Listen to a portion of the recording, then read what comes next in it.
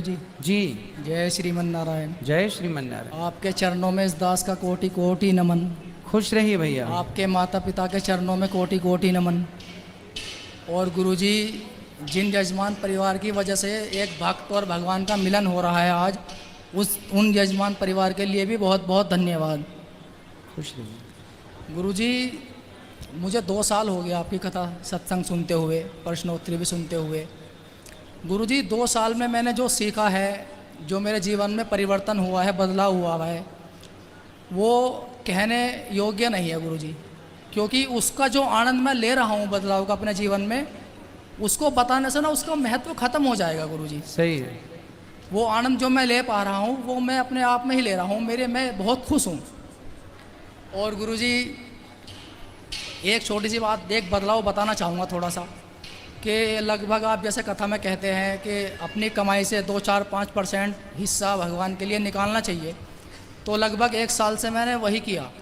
मैंने गुल्लक डाली और अपनी कमाई का 5% 4% हिस्सा मैं रोज़ निकालता था। मैंने कहा जब भी मैं जन्माष्टमी पर जाऊंगा, भगवान से अपने आप से मिलने के लिए जाऊंगा, अपने माता पिता को दर्शन करा के लाऊंगा आपके, तो जो पैसा गुरुजी मैं शराब में खर्च करता था पीने में, उस पैसों को मैंने शराब में ना खर्च करके माता पिता को अपने यहाँ पर लेकर आया हूँ। और जो पैसा बचेगा गुरुजी, वो मैं जो यहाँ की मैंने सेवाएं देखी हैं कि उसको आपकी उन सेवाओं में देकर जाऊँगा गुरुजी। सुंदर सुंदर विचार हैं भैया के, तालियां बजाइए।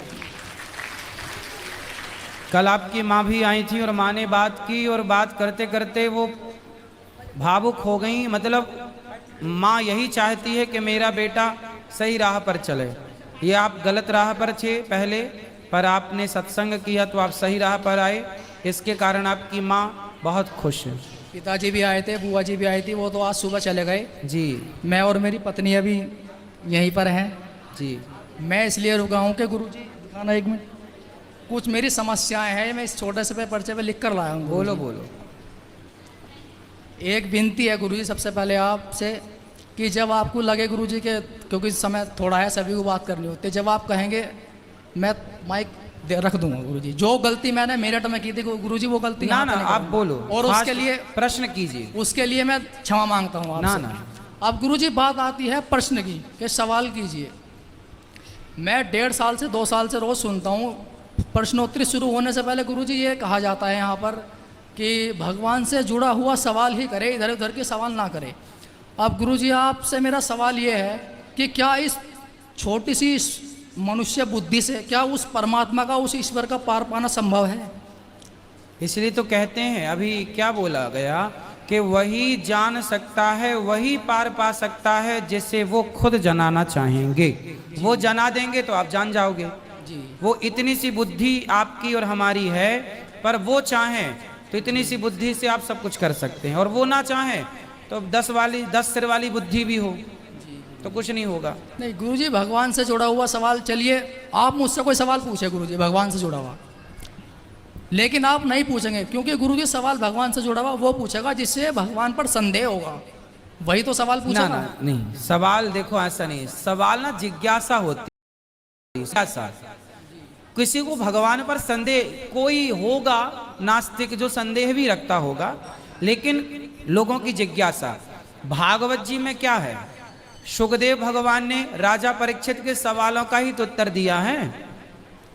भागवत जी में परीक्षित जी ने सवाल किया, सुखदेव भगवान ने समाधान दिया। तो ये प्रश्नोत्तरी, जो प्रश्नोत्तरी है, हर पुराण में आपको प्रश्नोत्तरी ही मिलती है। लेकिन आजकल लोग क्या है, ये परंपरा लुप्त हो गई थी। आज भी बहुत लोग प्रश्नों का उत्तर नहीं देते। हम तो आप लोगों की सेवा इसलिए करते हैं, किसी बहाने वो परंपरा फिर जागे। और आप लोग सवाल क्या है, कुछ लोग ऐसे होते हैं, नहीं नहीं सवाल मत, क्योंकि प्रश्नों का उत्तर आना भी तो चाहिए। अब जैसे नहीं आएगा वो कहेगा नहीं नहीं। अब जैसे अभी मैया ने बोला कि मेरा बेटा बड़ा जिज्ञासु है, पूछता रहता है। अब जब पूछता रहेगा और आपको नहीं आएगा तो आप परेशान हो ही जाएंगे, अरे वो पूछ रहा है जो आते ही नहीं। इसलिए कुछ लोगों ने प्रश्नों के उत्तर नहीं दिए तो वो परंपरा लुप्त हो गई प्रश्न उत्तरी की। इसलिए दास ने सोचा कि आप लोगों की सेवा इसी बहाने होगी, और हम संपूर्ण ज्ञानी तो है नहीं, हमसे जो बनेगा अपनी वाणी से। बहुत सारे सवाल ऐसे होते हैं जिनका उत्तर मुझे भी नहीं पता होता, फिर मैं उसको शास्त्रों में ढूंढता हूँ, सर्च करता हूँ शास्त्रों में। भाई हमारे 18 पुराण 4 वेद हैं, सबका थोड़ी मैं ज्ञाता हूँ। बहुत सारे प्रश्न ऐसे होते हैं जो मुझे नहीं आते, फिर मैं भी उसका अध्ययन करता हूँ, फिर दूसरे दिन बताता हूँ कि भाई जो कल पूछे थे वो ये है। अभी भी आप मेरे से कोई सवाल पूछेंगे, जो नहीं आएगा वो मैं कल बताऊंगा। नहीं नहीं गुरुजी, मैं आपसे कोई सवाल तो मैं कहता हूँ सवाल पूछना अच्छा है, प्रश्न करना, जिज्ञासा। कुछ लोग ऐसे होते हैं जो परीक्षा लेते हैं गुरुजी की, अरे गुरुजी को पूछ के देखे बनता है कि नहीं। जी जी। तो वो परीक्षा लेने वाले लोग भी होते हैं, तो मैं बनता है तो बनता है, नहीं बनता तो नहीं बनता। मैं कोई संपूर्ण ज्ञाता थोड़ी हूँ किसी नहीं चीज़ गुरुजी, मैं 2 साल से देखता हूँ कि आप तो मैं तो सबके आपकी केवल सेवा करता हूँ। जो बनता है आप प्रश्न करते हैं, जो उत्तर बनता है दे देते हैं। चलो, आपको भगवान ने, हमें ईश्वर ने आपकी सेवा के लायक बनाया है, तो हर प्रकार से हम आप लोगों की सेवा करना चाहते हैं बस। नहीं नहीं गुरुजी, बोलो। मैं फिर आपसे पर जिज्ञासा कोई करे तो करना गलत नहीं है, बस मैं ये कह रहा हूँ। मैं तो भगवान आपसे यही कहूँगा कि भगवान श्री राम जी को जब थोड़ी समस्या आई थी कि उन्हें जब प्रजा में रोष फैल गया था कि माता सीता पर जो आरोप लगा रही थी, तो वो बहुत टेंशन में आ गए थे। तो वो श्री गुरु अपने वशिष्ठ जी के पास गए, तो गुरुजी वो सवाल जवाब करने नहीं गए थे, और ये दास भी आपके पास सवाल जवाब करने नहीं आया है। मैं तो अपनी समस्या का आपसे मार्गदर्शन चाहता हूँ, ना कि सवाल जवाब करना चाहता हूँ। बिल्कुल पूछिए, क्योंकि क्या सवाल तो समस्या? गुरुजी 2 ज्ञानी व्यक्तियों के बीच होता है, 2 बराबर के लोग। समस्या क्या है ये बताओ। गुरुजी समस्या मेरी सबसे पहले ये है, जैसे आप मेरठ में आए थे कथा करने के लिए, तो गुरुजी मैंने मेरठ में वो चीज़ देखी थोड़ी सी कि जैसे मैं सुबह 9 बजे आ जाता था, शाम को ही जाता था प्रश्नोत्तरी के बाद में। मैं रोज़ देखता रहा, लगातार सब कुछ देख रहा था। गुरुजी क्षमा चाहूँगा, मैं भगवान से जुड़ा सवाल नहीं करूँगा, क्योंकि मैं अपनी बुद्धि से मैं तो इंसानों से जुड़े हुए सवाल आपसे थोड़ी मार्गदर्शन। आपकी जो समस्या है वो बताओ, जल्दी बताओ। जी जी, सबको थोड़ा मौका। तो मैंने देखा गुरुजी, मैंने मतलब कुछ ये देखा गुरुजी, जैसे मेरठ में ही हुआ था ये, सब जगह बाहर जैसे आप कथा करना चाहते हैं सब जगह ऐसा होता है। गुरुजी कहते हैं कि जैसे कथा कराई यजमान परिवार ने मेरठ में, तो 2 गेट से एंट्री हो रही थी गुरुजी, पीछे वाले से आगे वाले से। मैंने देखा कि जो वो जाल लगा होता है बीच में, तो उसके आगे जो यजमान परिवार के जो भाई मिलने चिलने वाले होते हैं गुरुजी, जो जिन्हें VIP कह देते हैं, तो गुरुजी मुझे एक चीज़ वहाँ पर समझ में नहीं आई कि जो लगभग आप ये मानिए कि 100 कुर्सी आगे हैं जाल के आगे, उन 100 कुर्सी के पीछे गुरुजी मैंने वो लड़ाई देखी है वहाँ पर कि जो आपके कार्यकर्ता थे गेट पर वो भी परेशान, और जो भक्त देर से आ रहे थे 1 बजे 2 बजे 12 बजे वो भी भीड़ लगाए मतलब परेशान थे। और जो भक्त गुरुजी आपके ऐसे होते हैं पीछे कि जो अपना सब कुछ छोड़कर केवल आपको देखना चाहते हैं, वो सुबह 9 बजे आ जाते हैं, 10 बजे आ जाते हैं, तो वो तो गुरुजी पीछे बैठ रहे हैं। और जो VIP हैं भगवान के दरबार में, वो 2 बजे 2:30 बजे भी आ रहे हैं, तो वो आगे बैठ रहे हैं। जबकि मैंने ये, आप कहाँ बैठते थे, आगे या पीछे?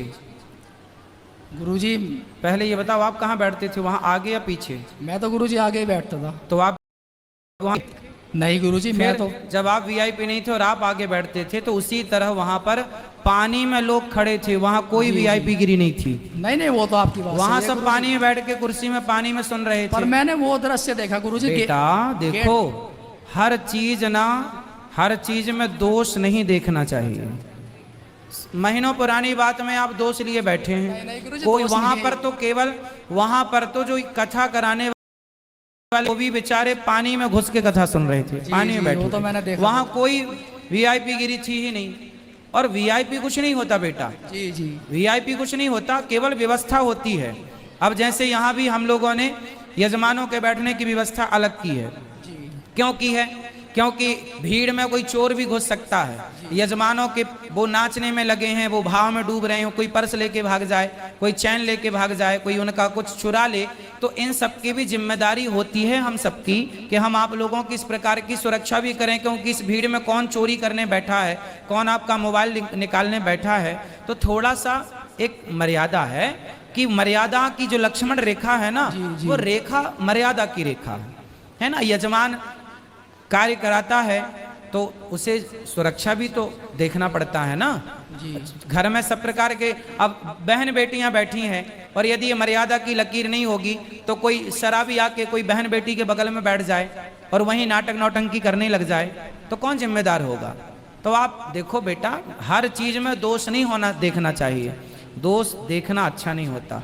आप यहाँ बैठे देखो, यहाँ भी बैरिकेटिंग लगी है और यहाँ कोई वीआईपी नहीं, देखो आप भी वहाँ बैठे हैं जहाँ यजमान बैठते हैं, यहाँ कोई वीआईपी नहीं, लेकिन फिर भी एक व्यवस्था तो बनानी पड़ेगी आपको। आप भी जब कथा कराएंगे अपने घर में तो आपको भी एक व्यवस्था बनानी पड़ेगी, वो व्यवस्था होती है, कोई वीआईपी गिरी नहीं होती। वो तो मैं जानता हूँ गुरुजी के कुछ। तो फिर क्यों प्रश्न कर रहे हो जब जानते हो तो? जो कराते हैं ना गुरुजी उनको टाइम भी नहीं होता है, लेकिन जो उनके जब जानते हो तो फिर प्रश्न क्यों कर रहे हो ऐसे? फिर ये सवाल क्यों? ये सवाल नहीं है, इसे बोलते हैं चतुराई। नहीं नहीं गुरुजी क्षमा चाहूंगा गुरुजी, हाँ, ऐसा ये नहीं चतुराई है। नहीं नहीं गुरुजी ऐसा नहीं है। अब बोलो दूसरा, ये आप कह रहे हैं हम कोई समस्या, ये आपकी समस्या थोड़ी है। नहीं गुरुजी, जो मैंने देखा मैंने वही आपसे आप तो बहुत कुछ देखते हैं बेटा, नहीं लेकिन गुरुजी। ये कोई बातें नहीं होती। आदमी व्यवस्था बनाता है, बिना व्यवस्था के कुछ नहीं होता, समझो। आप कभी सत्यनारायण भगवान की कथा कराओगे तो आपको व्यवस्था बनानी पड़ेगी। स्त्रियां यहाँ बैठेंगी, पुरुष यहाँ बैठेंगे, आपके रिश्तेदार यहाँ बैठेंगे, क्यों जी? सबकी व्यवस्था ना बनानी पड़े। आप अपने रिश्तेदारों को पब्लिक के बीच में नहीं बिठा सकते, घर की बहन बेटियों को सबके बीच में नहीं बिठा सकते। जब आप आयोजन करता है तो आप थोड़ा सा अलग व्यवस्था खुद करेंगे। तो व्यवस्थाएं हैं बेटा, उस व्यवस्था को आप ये ना मानो कि वीआईपी है, कोई वीआईपी नहीं होता। मेरठ में तो सारे लोग, पानी में कुर्सियां लगी थी, जहां बैठे थे पानी, कुर्सियों के ऊपर पानी आ गया था, मतलब यहाँ जी गुरुजी, मैंने खुद 7 दिन तक पानी में बैठ, लेकिन उसमें भी आपको दोष दिखाई पड़ रहा है। नहीं नहीं गुरुजी, मुझे कोई दोष नहीं दिखाई दे रहा। मुझे तो ये लगा 7वें दिन तो मैं खुद ड्यूटी पे था, मतलब गेट पे मुझे भी लगा दिया था उन्होंने, आपके मतलब जो कार्यकर्ताओं ने। मैंने जो देखा यजमान परिवार के जो थे वो भी मतलब भीड़ में ऐसे आ रहे थे। क्या होता है, बाहर की कथाओं में भीड़ इतनी हो जाती है, कई बार के गेट बंद करने पड़ते हैं, क्योंकि यदि गेट बंद नहीं करेंगे तो एक के ऊपर एक गिर करके किसी की प्रकार की अनहोनी हो जाए। तो देखो सब व्यवस्थाएं बनाए, आप यहाँ पे हजारों लोग बैठे आनंद ले रहे हैं, लाखों लोग बैठे आनंद ले रहे हैं, लेकिन जरा सा किसी को कुछ हो जाएगा तो आप अच्छाई कुछ ना देखेंगे, केवल उस बुराई को लेके हाईलाइट हो जाएगी कि वहाँ गए थे तो ऐसा हो गया। इसलिए व्यवस्थाएं बनानी पड़ती हैं, अच्छाई कोई ना देखेगा। मैं सारी कथा में अच्छी अच्छी बातें सुनाऊं, अच्छी अच्छी ज्ञान की बातें कहूं, कोई ना सुनेगा, पर जरा सा वाणी से कुछ फिसल जाए, मैं कुछ बोलना चाहूँ, कुछ निकल जाए तो लोग उसको काट के, देखो अनिरुद्धाचार्य जी ने ऐसा कह दिया, ये कह दिया। तो वही होता है, 1 लाख अच्छाई आपकी ना देखी जाएगी, एक बुराई, क्योंकि जमाना अच्छाई देखने नहीं बैठा, बुराई देखने बैठा है। अब आप भी मेरठ की बात यहाँ लेके आए तो अच्छाई लेके थोड़ी आए हैं, ये भी बुराई की बात लेके आए। नहीं नहीं गुरुजी, मैं तो कोई बुराई की बात कर ही नहीं रहा हूँ गुरुजी। बेटा चलो कोई दूसरी बात करो। गुरुजी मैं आपसे बहुत प्रेम करता हूँ गुरुजी। प्रेम करते हो जी, तो इसलिए मैं बोल रहा हूँ बेटा कि दोष मत देखो।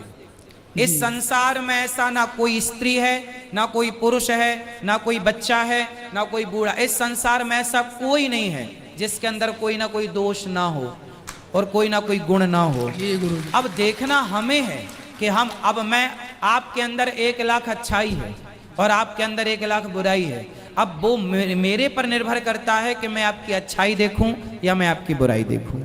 स्वाभाविक है, आप यहाँ भी बुराई देखना शुरू करेंगे ना तो यहाँ भी आपको बहुत सारी बुराई नजर आएगी। यहाँ की तो अच्छा है कि आप पूछे मत गुरुजी, जब से मुझे आज 14 दिन है। नहीं बेटा, मैं तो केवल आपके लिए बोल रहा हूँ, हमेशा बेटा आप अच्छे हो, इसलिए मैं बोल रहा हूँ कि हमेशा अच्छाई पर नजर रखो। गौरी गोपाल रसोई के अतिरिक्त और यदि खाना कहीं बुराई लगे आपको तो आप स्वयं उसे ठीक करो, कार्यकर्ता बन के। जी जी सही कह रहे हैं आप।